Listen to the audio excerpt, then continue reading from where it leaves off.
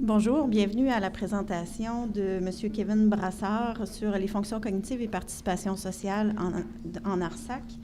Donc, M. Brassard est candidat au DEPSI, est étudiant en troisième année au doctorat en psychologie clinique, profil neuropsychologie, à l'Université du Québec à Chicoutimi, boursier du FRSQC, et du CRSH.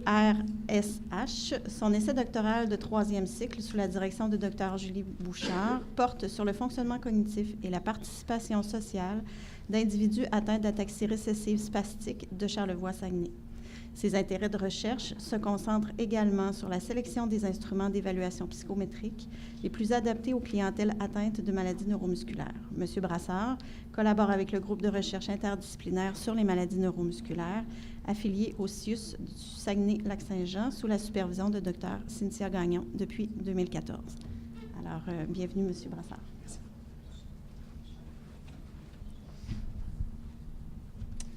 Alors, bonjour tout le monde. Tout d'abord, ça me fait plaisir d'être ici aujourd'hui pour vous parler des résultats préliminaires concernant justement les fonctions cognitives et la participation sociale en ataxie récessive spastique de Charlevoix-Saguenay. Donc, sans plus tarder, j'entre dans la présentation. Il y a quand même beaucoup de contenu, il y a quand même assez dense, donc je vais à l'instant. Donc, présentation générale de la maladie. Donc, j'imagine que certains d'entre vous sont probablement familiers avec la maladie, donc je n'irai pas très en détail là-dessus.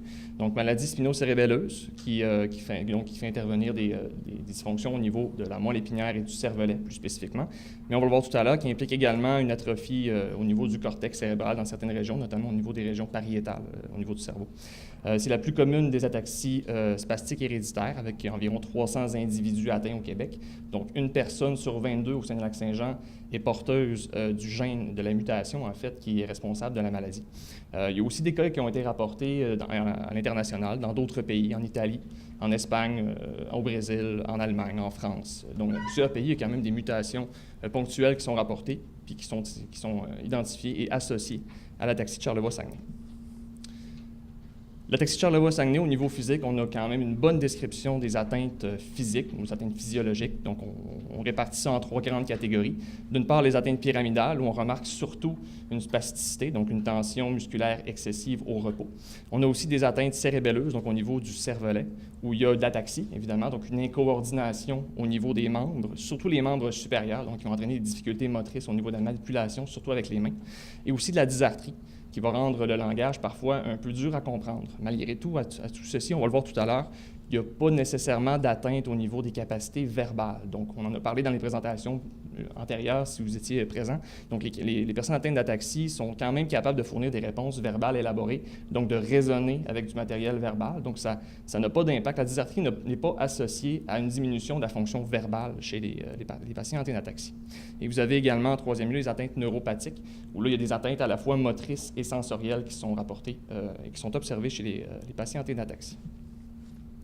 Au niveau de l'évolution de la maladie, le portrait est très hétérogène, donc c'est très variable d'un individu à l'autre, puis ces éléments-là vont s'appliquer, et vous allez le voir, également aux aspects cognitifs. Donc, une grande hétérogénéité dans le portrait cognitif au niveau des atteintes cognitives chez cette population-là. Au niveau des évolutions de l'atteinte physique, on voit que c'est plus ample, plus important au niveau de l'adolescence, du début de l'âge adulte. Donc, les atteintes physiques vont augmenter à ce moment-là, surtout au niveau des signes cérébelleux, des signes neuropathiques. Ça va faire en sorte que les patients vont être confinés à la chaise roulante à un âge moyen d'environ 40 ans, mais comme je vous le disais, il y a une bonne variabilité qui fait que même à l'adolescence, il y a certains patients qui vont être forcés à utiliser la chaise roulante. Au niveau d'espérance de vie moyenne, c'est aussi réduit par rapport à la population générale, mais encore là, il y a une bonne variation et il y a des patients qui vont quand même se rendre jusqu'à 70 ans et plus. Au niveau des études d'imagerie cérébrale, donc les trop peu nombreuses études d'imagerie cérébrale qui ont été faites avec cette population-là, ce qu'on remarque, c'est une atrophie du vermis cérébellaire, du vermis supérieur du cervelet, donc surtout au niveau du cervelet, donc ça touche le cervelet, les lobes pariétaux, aussi la portion de la moelle épinière et aussi dans le tronc cérébral, donc un amincissement, un aplatissement des fibres, donc des axones dans ces sections-là, donc qui sont observées sur les études d'imagerie. Donc des hypointensités linéaires dans le pont qui sont observées en T2 et en FLAIR. On sait déjà depuis plusieurs années que les atteintes cérébelleuses sont associées à des troubles sensorimoteurs, donc des fonctions motrices et sensorielles. Depuis quelques années, on a de plus en plus d'évidence à l'effet que les atteintes cérébelleuses sont aussi associées à une diminution de la fonction cognitive dans certains domaines particuliers, notamment au niveau des fonctions exécutives, au niveau du langage, au niveau de la mémoire visuo-spatiale également. Donc, il n'y a pas seulement des atteintes motrices et sensorielles qui sont associées aux atteintes cérébelleuses, il y a aussi des atteintes cognitives, de plus en plus qui sont documentées dans différentes populations. Et justement, il y a une vingtaine d'années environ, il y a le syndrome cognitivo-affectif cérébelleux qui a été décrit pour la première fois par Schmamann et Sherman, donc qui l'ont qualifié et décrit comme étant un ensemble de perturbations comportementales qui relèvent, comme je l'ai dit tout à l'heure, du fonctionnement exécutif, cognitif et aussi affectif. Donc, il y a des particularités au niveau de la personnalité qui ont aussi été remarquées dans ce syndrome-là. Et pourquoi je vous parle de ce syndrome-là? En fait, ici, vous avez les principales fonctions exécutives et cognitives qui sont affectées dans le cadre de ce syndrome-là. Donc, fonctions exécutives, langage, organisation, mémoire visuo-spatiale et personnalité. Je n'entre pas plus en détail que ça. Tout ça pour vous dire qu'en fait, ce syndrome-là a été observé et documenté chez 2 frères atteints d'ataxie de Charlevoix-Saguenay. Ce sont des frères qui étaient en fait néerlandais, donc dans les Pays-Bas. Ce n'est pas exactement la même mutation que celle qui affecte nos participants ici, en fait nos patients à Saguenay et à Charlevoix. Par contre, la physiopathologie est à peu près semblable, donc c'est la même protéine qui est affectée et qui est réputée déficitaire en fait.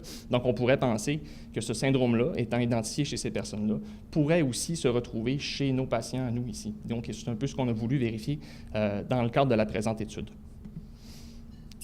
Plus spécifiquement, qu'est-ce qui a été fait jusqu'à maintenant au niveau des fonctions cognitives en ataxie de Charlevoix-Saguenay? Si on se penche principalement sur les atteintes verbales, donc l'évaluation des fonctions verbales, comme je le disais tout à l'heure, à la fois chez les enfants et les adolescents, à la fois chez les adultes, ce qu'on remarque, c'est qu'il semble y avoir une préservation, donc des fonctions de raisonnement verbal, donc de manipulation, de réflexion, de tout ce qui englobe l'utilisation du matériel verbal, donc linguistique. Donc, les études sont constantes en ce sens-là, comme je l'ai dit, à la fois chez les enfants, adolescents et à la fois chez les adultes. De l'autre côté, quand on se penche sur l'étude des fonctions non verbales, donc raisonnement qui n'implique pas de matériel verbal, donc plutôt des formes visuo-spatiales, donc dans l'espace, ce qu'on remarque, c'est que chez les enfants et les adolescents, il ne semble pas y avoir d'atteinte, il ne semble pas y avoir de problématiques ou de difficultés particulières. Mais par contre, chez les adultes, ce qu'on remarque, c'est qu'il y a une diminution importante au niveau de ces fonctions-là. Donc, à peu près 2 écarts types sous la moyenne de la population normale, donc qui n'est quand même pas négligeable. Ça demeure une moyenne, il y a une bonne variabilité, encore une fois, comme je le disais au début, au niveau de la présentation clinique. Donc, ça peut varier beaucoup entre les individus. Mais malgré tout, ça semble être un élément qui décrit quand même assez bien cette population-là. Donc, une diminution des fonctions non verbales qui pourrait, on peut formuler l'hypothèse, qui pourrait être associée à l'évolution de la maladie aussi. Plus récemment, en fait, au début des années 2000, il y a un profil cognitif détaillé qui a été effectué par Drolet, donc en 2002, avec des enfants et des adolescents, donc 12 enfants et adolescents âgés de 7 à 18 ans, et où il y a certaines habiletés cognitives qui avaient été remises en question, à savoir est-ce qu'il y avait des perturbations, des difficultés particulières. Ce qu'on s'est rendu compte, c'est qu'effectivement, il y a un profil cognitif de certaines fonctions cognitives, notamment au niveau de la mémoire visuelle séquentielle et de l'apprentissage auditivo-verbal, qui semblait être problématique. Mais de l'autre côté, il y avait aussi certaines fonctions qui étaient préservées. Donc encore là, on voit la variabilité au niveau du portrait cognitif. Et encore plus récemment, donc l'année dernière, ma collègue de l'UQAC, Alexandra Boucher, qui a fait une étude de cas exploratoire, en fait, avec 4 participants âgés entre 40 et 60 ans atteints d'ataxie de Charlevoix-Saguenay, et pour vérifier, en fait, l'intégrité de plusieurs fonctions cognitives, dont les fonctions exécutives, la mémoire, l'attention, le langage, etc. Ce qu'on s'est rendu compte, en fait, c'est que chez l'ensemble de ces participants-là, de ces patients-là, il y avait la vitesse de traitement de l'information et l'attention soutenue qui étaient déficitaires pour l'ensemble des 4 participants, ce qui était congruent avec les éléments rapportés par les études antérieures. Du côté des fonctions langagières, Boucher, en fait, rapportait et observait que ces fonctions-là étaient déficitaires chez les participants qu'elle évaluait, alors que dans les études antérieures, on voyait qu'il y avait quand même une divergence, là, où on voyait que les capacités verbales semblaient être préservées. Donc, ici, un résultat qui est hétérogène. Et donc, le raisonnement logique visuel aussi qui était rapporté déficitaire par Boucher, mais qu'on observait normal dans les études antérieures. Donc, encore là, on voit la divergence qui est présente. On voyait aussi des résultats hétérogènes et j'attire votre attention sur la capacité de la mémoire de travail, donc la capacité de mémoire à court terme, de manipuler l'information puis de la restituer de façon adaptée. Au niveau de l'information visuelle, Boucher rapportait des résultats qui sont adéquats, qui sont corrects, qui sont dans la norme, dans la moyenne. Alors que du côté de la mémoire de travail auditive, donc pour du matériel verbal, de l'apprentissage qui implique le langage, il semblait y avoir des perturbations et certaines difficultés de ce côté-là. Donc, c'est des éléments qu'on a voulu adresser dans la présente étude. Présentement, en fait, au moment où on en était, on se disait qu'en fait, on n'avait pas suffisamment d'études pour pouvoir généraliser ces résultats-là à l'ensemble de la population atteinte d'ataxie de Charlevoix-Saguenay. Donc, seulement 5 études dans les 30 à 40 dernières années. 2 de ces études-là avaient été faites auprès d'enfants et d'adolescents. Les autres études, les plus récentes, qui avaient été faites, en fait, étaient exploratoires et donc ne permettaient pas non plus de généraliser les résultats, mais étaient malgré tout intéressantes pour nous donner une première idée du profil en ataxie de Charlevoix-Saguenay au niveau cognitif. Donc, ça nécessitait évidemment des échantillons qui sont plus larges, plus grands, et donc qui vont nous permettre de mieux comprendre qu'est-ce que c'est le profil cognitif, s'il en est un, dans l'ataxie de Charlevoix-Saguenay, puis aussi de comprendre c'est quoi les impacts concrets que ces déficits cognitifs-là pourraient avoir pour les patients atteints d'ataxie de Charlevoix-Saguenay. Et donc, la façon dont on a tenté, en fait, de conceptualiser l'impact que ça pouvait avoir, c'est en utilisant le modèle de processus de production du handicap, au niveau de comprendre, en fait, les impacts des atteintes cognitives, en fait, les impacts potentiels des atteintes cognitives sur la participation sociale. Donc, la capacité à réaliser des habitudes de vie dans divers domaines, que ce soit au niveau des rôles sociaux, interpersonnels, avoir une famille, avoir des relations, donc aller faire des sorties, donc des activités sociales, ou encore au niveau des rôles de la vie quotidienne, donc alimentation, nutrition, hygiène personnelle, déplacement, etc. Donc, on suspecte que certains possibles déficits cognitifs pourraient avoir un impact sur le degré de réalisation des habitudes de vie. Dans le cadre de la présentation d'aujourd'hui, je vais surtout attirer votre attention sur les résultats descriptifs préliminaires des études qu'on a faites, en fait de l'étude qu'on a faite aujourd'hui, donc qui va surtout se pencher sur les 4 fonctions suivantes, donc les fonctions visuo-spatiales, vitesse de traitement de l'information, mémoire de travail visuel séquentiel et apprentissage auditivo-verbal. Donc, ce sont les principaux domaines sur lesquels on s'est concentré. Ce sont des résultats préliminaires, donc qui sont à être considérés avec prudence parce qu'ils ne sont peut-être pas représentatifs. Et aussi, vous verrez que, en fait, on a seulement pour l'instant une partie de l'échantillon qui a été recrutée. Donc, on n'a pas tous les participants visés. Ce qu'on vise, c'est d'avoir 40 participants atteints d'ataxie de Charlevoix-Saguenay, 10 personnes, 5 hommes, 5 femmes, pour chacune des tranches suivantes. Donc, 20 à 29 ans, 30 à 39 ans, 40 à 49 ans et 50 à 59 ans.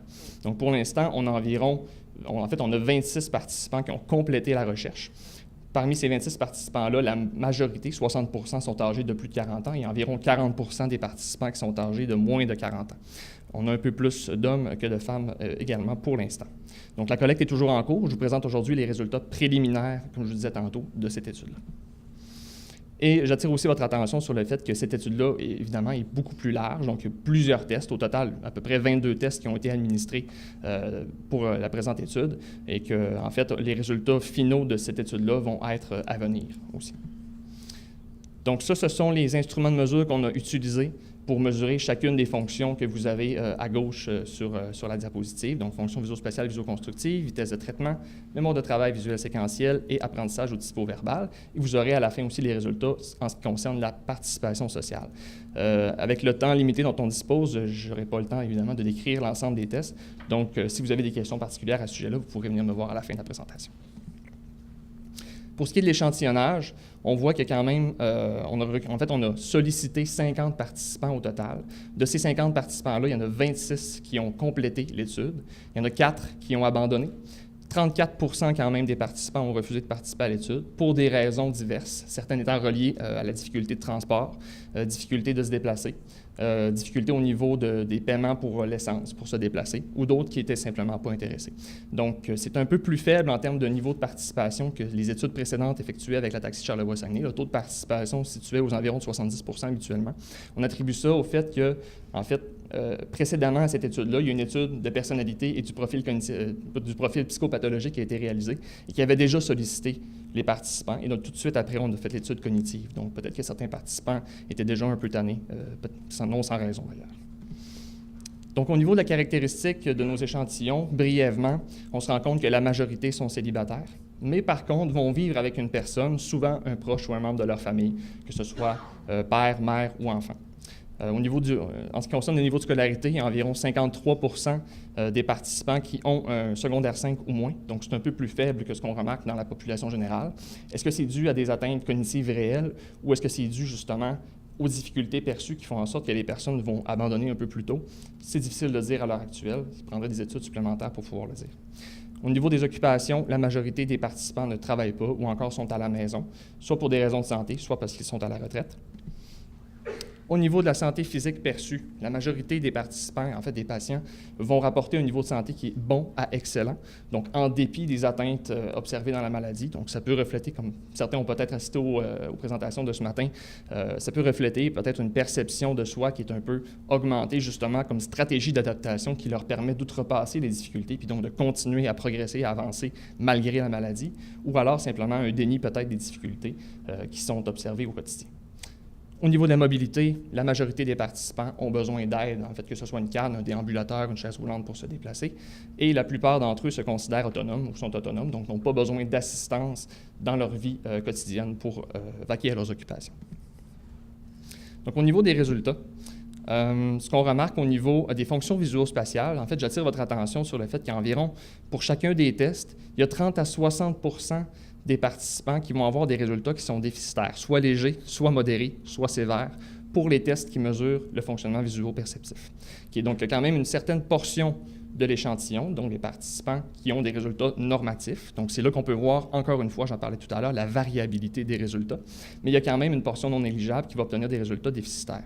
Et quand on s'intéresse un peu plus à ce que ça signifie, on peut voir que pour ce qui est de l'indice de raisonnement perceptif tel qu'évalué par le WAIS-4, donc un indice qui regroupe 3 sous-tests, on peut voir que la moyenne est à peu près de 76,62 avec un écart type d'à peu près 10. Donc, ce qui nous indique qu'effectivement, les résultats qui avaient été obtenus auparavant concernant les capacités de traitement de l'information visuo-spatiale, donc avec des formes, sont un peu affaiblis par rapport à la moyenne. Donc, il y aurait effectivement une confirmation, en tout cas on peut le penser, des résultats qui avaient été obtenus au préalable.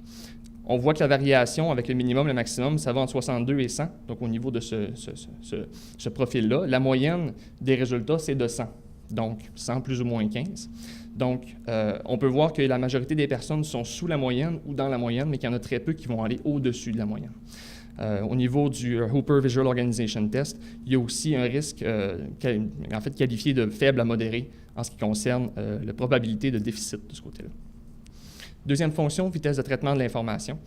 On peut voir déjà ici que la majorité des résultats se situent dans la partie soit faiblesse ou soit déficitaire en tant que telle. C'est un sous-test qui implique des capacités motrices. Donc, on s'est dit, un peu difficile d'attribuer ça seulement à la vitesse de traitement d'information. C'est la raison pour laquelle on a eu une mesure de contrebalancement, donc une copie de symboles qui est à peu près le même type de tâche, mais qui implique en fait un peu moins de manipulation motrice. Donc, ce qu'on peut voir, c'est qu'avec un test T pour échantillon apparié, il y a une différence significative qui est obtenue entre la copie directe, qui est la mesure pour atténuer l'impact moteur, et la reproduction, qui est le test en soi, qui nous indique en fait que même c'est pas la vitesse, en fait, c'est pas les aspects moteurs qui vont être responsables de la diminution de la vitesse de traitement d'information et que la vitesse de traitement d'information en soi apparaît effectivement réduite malgré tout ça. Encore là, c'est des résultats préliminaires et on peut penser que si ça se confirme, la vitesse de traitement de l'information diminuée pourra avoir un impact sur l'ensemble des autres fonctions exécutives et cognitives, donc expliquer l'affaissement dans les autres fonctions cognitives. Ce sont des résultats qui seront à confirmer, évidemment. Au niveau de la mémoire de travail visuelle séquentielle, on voit qu'il ne semble pas y avoir de problématique de ce côté-là. Donc, pour la manipulation de l'information visuelle, donc pas langagière, il semblerait qu'il y ait une préservation de ces capacités-là. Et quand on les compare à la manipulation de matériel verbal dans le court terme, dans la mémoire de travail à court terme, on voit qu'il y a des divergences importantes, telles qui avaient été constatées auparavant dans les études antérieures. Donc, visuo-spatial semble préservé, mais quand il y a du matériel verbal, linguistique, il semble y avoir une dégradation et une difficulté au niveau de l'apprentissage de ce type de matériel-là, qu'on pourrait relier aux difficultés d'apprentissage qui ont été observées chez plusieurs étudiants, en fait, et élèves qui étaient atteints d'ataxie de Charlevoix-Saguenay. Donc, on voit que la plupart des résultats se situent dans les catégories déficit léger à sévère, encore une fois. Et évidemment, ça se répercute quand on utilise des tests de mémoire associés à cette liste d'apprentissage-là. Donc, les résultats en mémoire sont altérés en raison de la difficulté d'apprentissage lorsque vient le temps d'apprendre du nouveau matériel verbal. Donc, il y aurait possiblement un déficit au niveau de cet apprentissage-là qui se répercuterait dans les tests de mémoire par la suite. Et finalement, au niveau de la participation sociale, donc sur cette échelle-là, vous avez les activités courantes en bleu, les rôles sociaux en rouge et le total en vert sur la MAVI. Ce qu'on voit, c'est que de façon générale, les résultats sont assez similaires d'un pôle à l'autre au niveau des activités courantes autant que pour les rôles sociaux. Donc, les gens, en fait, se considèrent relativement aptes à fonctionner. Donc, il y a une capacité, semble-t-il, préservée au niveau de la réalisation des habitudes de vie. Donc, les adaptations qui sont faites, que ce soit au niveau physique ou au niveau cognitif chez ces populations-là, semblent avoir leur effet. Malgré tout, ce n'est pas optimal. Et donc, il y aurait peut-être place à amélioration pour encore augmenter davantage la capacité à participer socialement chez ces individus-là.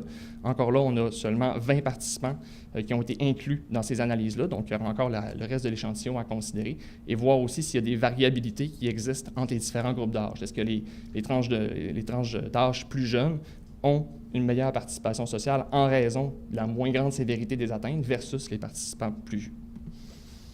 Donc, à retenir, pour ce qui est des résultats visuospatiaux, il y a une grande proportion de l'échantillon qui présentait des atteintes, donc des difficultés de ce côté-là, 30 à 60 au niveau déficitaire. Par contre, encore une fois, j'attire votre attention sur le fait que ce sont des résultats préliminaires, donc on n'a pas l'ensemble des résultats pour l'instant, et qu'il y a beaucoup de variations interindividuelles. Certaines personnes vont avoir des capacités tout à fait préservées, tout à fait dans la moyenne pour ce type d'habileté-là, alors que d'autres vont avoir des résultats qui sont sévèrement déficitaires ou modérément déficitaires. J'en ai parlé tout à l'heure, évidemment, la possibilité d'une diminution de la vitesse de traitement de l'information qui avait déjà été soulevée dans des études antérieures pour expliquer la diminution du fonctionnement intellectuel et cognitif général chez les gens atteints d'attaxie de Charlevoix-Saguenay, donc qui semble se confirmer via les analyses préliminaires de ce côté-ci avec notre étude. Par contre, il va falloir utiliser des corrélations avec, par exemple, des indices de sévérité de la maladie pour voir si les atteintes motrices vraiment pourraient expliquer encore davantage de variations dans les résultats qui sont associés à la vitesse de traitement d'information. Et je vous avoue que c'est un défi, en fait, quand on évalue la vitesse de traitement d'information chez n'importe quelle population qui a des atteintes motrices, il faut toujours, en fait, souvent utiliser des aspects moteurs. Et donc, pour les personnes qui ont difficulté de coordination, ça devient très difficile d'imputer des résultats affaissés à un déficit de la fonction évaluée en soi. Donc, il faut toujours utiliser le jugement clinique à ce moment-ci pour évaluer si ça mesure vraiment ce qu'on veut mesurer. Et la troisième chose, en fait, c'est qu'on a une bonne dissension qui est relativement marquée entre les atteintes au niveau de la mémoire de travail. Donc, mémoire de travail pour du matériel auditivo-verbal, donc langagier, c'est plus difficile. L'apprentissage semble être plus difficile versus l'apprentissage de matériel visuel, visuo-spatial, où on semble observer, en fait, une préservation de ces capacités-là. Donc, une dissension qui sera explorée, donc à voir quels pourraient être les impacts de ce type d'atteinte-là. Pour ce qui est de la suite, bien évidemment, on va terminer la collecte de données, donc recruter les participants qui nous manquent pour compléter l'échantillonnage. Et ensuite, on aimerait bien, en fait, analyser les liens entre les résultats au test cognitif et l'âge des participants, ou encore mieux, utiliser un indice de sévérité, comme je disais tout à l'heure, pour essayer de voir si les atteintes cognitives sont associées, elles, de leur côté, aux atteintes physiques qui sont documentées dans la maladie. Ce qu'on aimerait aussi beaucoup voir, comme on en a parlé tout à l'heure et vous pouvez le suspecter, c'est qu'on aimerait voir en fait si la diminution de la vitesse de traitement d'information serait reliée et pourrait affecter d'autres fonctions cognitives à la baisse, donc expliquer des variations dans le portrait cognitif. Et on aimerait aussi, dans le futur, en fait c'est la deuxième partie du projet, évaluer les liens entre les difficultés cognitives qu'on observe et qui sont documentées et la diminution de la participation sociale. Donc, quelles sont les atteintes qui ont le plus d'impact sur la capacité des personnes à réaliser leurs habitudes de vie? Et quelles sont les atteintes les plus sévères qui vont affecter de façon plus sévère, justement, la participation sociale? Quels sont les impacts concrets, finalement, des atteintes cognitives? Donc, voilà. Des questions?